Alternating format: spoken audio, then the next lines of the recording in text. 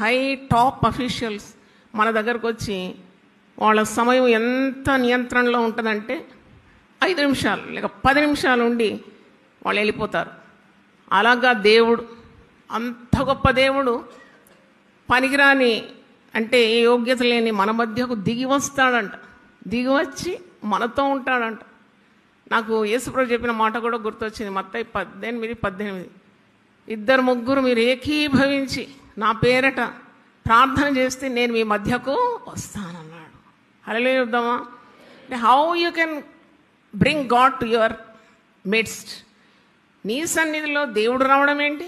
నీవు దేవుని సన్నిధిలో మోకరించి ప్రార్థన చేయాలి అసలు చూస్తే. కానీ దేవుడు నీవుండు చోటుకు దిగొస్తాడు.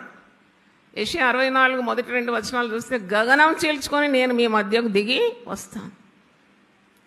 గచ్చ పొదలు అగ్నికి కాలు రీతిగా మీ సమస్యలన్నింటినీ నేను కాల్ చేస్తాను అంటున్నాను.